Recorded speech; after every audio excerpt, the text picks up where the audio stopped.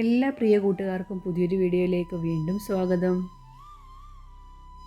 ഇന്നൊരു chicken fry ആയാലോ?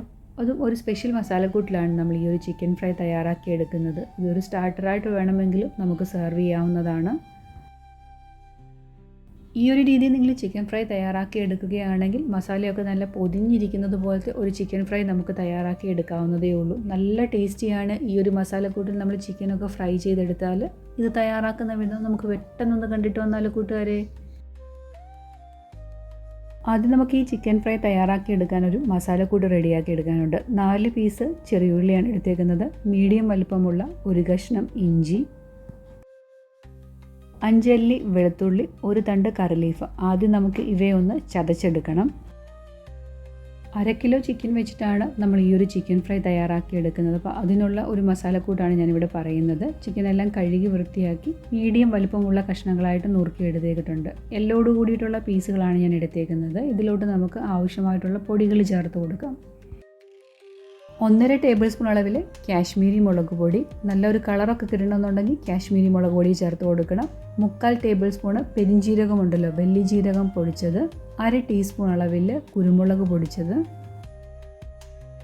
1 table spoon ചതച്ച മുളക്, ചില്ലി ഫ്ലേക്സ്, ഇത്തിരി എരിവുള്ള മുളകാണ് ഞാൻ ചേർത്തേക്കുന്നത്.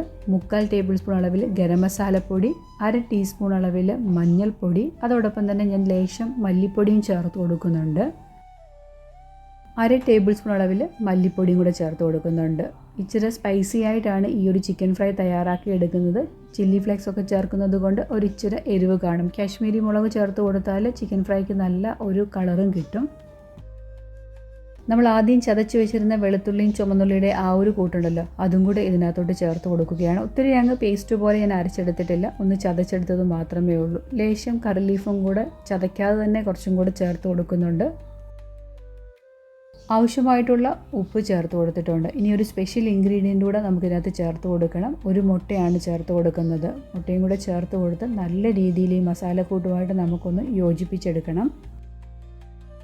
മുട്ടയും കൂടിയൊക്കെ ചേർത്ത് തയ്യാറാക്കി എടുക്കുമ്പോൾ ഒരു പ്രത്യേക ടേസ്റ്റാണ്. ഈ മസാലക്കൂട്ടെല്ലാം ചിക്കനിൽ നല്ല രീതിയിൽ പൊതിഞ്ഞ് തന്നെ ഇരിക്കുകയും ചെയ്യും. നല്ല ഒരു കോട്ടിങ്ങോട് കൂടി തന്നെ നമുക്കിത് ഫ്രൈ ചെയ്തെടുക്കാനായിട്ട് പറ്റുന്നതാണ്. മസാലയെല്ലാം കൈകൊണ്ട് തന്നെ മിക്സ് ചെയ്ത് കൊടുക്കണം. ഇനി ഇവ അടച്ച് നമുക്ക് 1 മണിക്കൂർ ഒന്ന് ഫ്രിഡ്ജിൽ വെക്കേണ്ടതാണ്. ഫ്രീസറിലൊന്നും വെക്കേണ്ട ആവശ്യമില്ല. ഫ്രിഡ്ജിൻ്റെ താഴത്തെ തട്ടിൽ 1 മണിക്കൂർ ഒന്ന് റെസ്റ്റ് ചെയ്യാനായിട്ട് മാറ്റി വയ്ക്കുക. അപ്പോഴത്തേക്കിന് മസാലയെല്ലാം കറക്റ്റായിട്ട് പിടിച്ച് റെഡിയാകും. ഏകദേശം 1 മണിക്കൂറോളം ചിക്കൻ മസാലയൊക്കെ പുരട്ടി ഞാൻ വെച്ചിരുന്നു. നമുക്ക് എത്രത്തോളം സമയം വെച്ചിരിക്കാൻ പറ്റുന്നോ അത്രത്തോളം വെച്ചിരുന്നാൽ അത്രയും ടേസ്റ്റ് കൂടുതൽ തന്നെ കിട്ടും. ഇനി ഇതിലോട്ട് നമുക്ക് നല്ല രീതിയിൽ ക്രിസ്പി ആയിട്ട് കിട്ടണമെന്നുണ്ടെങ്കിൽ 2 കാര്യങ്ങളൂടെ ചേർത്ത് കൊടുക്കണം. 1 ടേബിൾ സ്പൂൺ അളവിൽ അരിപ്പൊടിയും 3/4 ടേബിൾ സ്പൂൺ അളവിൽ കോൺഫ്ലോറുമാണ് ചേർത്ത് കൊടുത്തേക്കുന്നത്. ഇവ രണ്ടും കൂടെ ചേർത്ത് കൊടുത്തു കഴിഞ്ഞാൽ നല്ല ഒരു കോട്ടിങ്ങോട് കൂടി തന്നെ നമുക്ക് കിട്ടും. അതുപോലെ തന്നെ ചിക്കൻ ഫ്രൈ ചെയ്താൽ നല്ല മുരിഞ്ഞ് കിട്ടാനായിട്ടാണ് ഈ അരിപ്പൊടി നമ്മൾ ചേർത്ത് കൊടുക്കുന്നത്.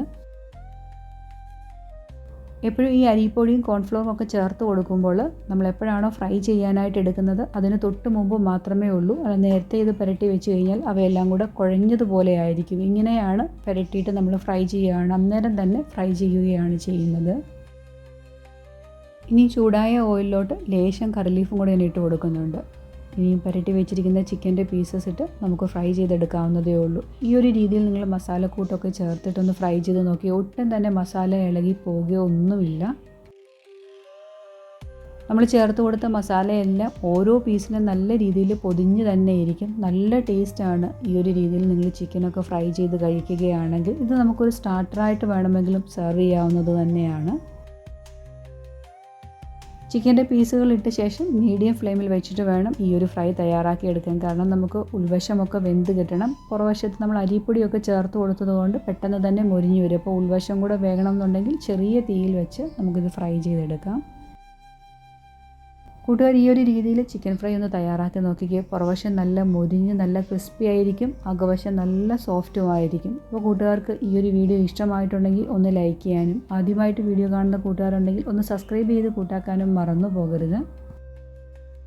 രണ്ട് സൈഡും തിരിച്ചു മറിച്ചിട്ട് നല്ല ഒരു ഗോൾഡൻ ബ്രൗൺ നിറമാകുമ്പോൾ നമുക്ക് എടുത്ത് മാറ്റാവുന്നതാണ്. നിങ്ങൾക്ക് കാണുമ്പോഴേ മനസ്സിലാകുമല്ലോ, ഒട്ടും തന്നെ മസാലക്കൂട്ടൊന്നും ഇളകിപ്പോയിട്ടില്ല. ഇതെടുത്ത് കഴിയുമ്പോൾ ഞാൻ ഓയിൽ കാണിച്ചു തരാം. മസാലക്കൂട്ടൊന്നും ഓയിലിലോട്ടാകാതെ തന്നെ നമുക്ക് ഇങ്ങനെ ഫ്രൈ ചെയ്തെടുക്കാവുന്നതാണ് ചിക്കൻ ഫ്രൈ ചെയ്തെടുത്ത ഓയിൽ കണ്ടോ, മസാലക്കൂട്ടൊക്കെ ചിക്കന് നല്ല രീതിയിൽ പിടിച്ചു വന്നിട്ടുണ്ട്. ഓയിലിലോട്ട് ഒട്ടും തന്നെ ആയിട്ടില്ല. അപ്പോൾ കൂട്ടുകാർക്ക് ഈ ഒരു റെസിപ്പി ഇഷ്ടമായി കാണുമെന്ന് വിചാരിക്കുന്നു. ഇഷ്ടമായിട്ടുണ്ടെങ്കിൽ നിങ്ങളുടെ ഫ്രണ്ട്സിനും റിലേറ്റീവ്സിനും കൂടെ ഒന്ന് പങ്കുവെച്ച് കൊടുക്കാനായിട്ട് മറന്നു പോകരുത്. ഈ ഒരു രീതിയിൽ മസാലക്കൂട്ടൊക്കെ പുരട്ടി നമുക്ക് ഓവർനൈറ്റിൽ ഫ്രിഡ്ജിൽ വെച്ചിട്ട് പിറ്റേ ദിവസം ഫ്രൈ ചെയ്തെടുക്കുകയാണെങ്കിൽ കുറച്ചും കൂടെ ടേസ്റ്റായി കിട്ടും. കണ്ടോ, ഇതുപോലെ നമുക്ക് ഓരോ പീസും ഫ്രൈ ചെയ്തെടുക്കാം. മസാലയൊക്കെ നല്ലതുപോലെ പൊതിഞ്ഞ് തന്നെ നമുക്ക് ചിക്കനിൽ കിട്ടിയിട്ടുണ്ട്.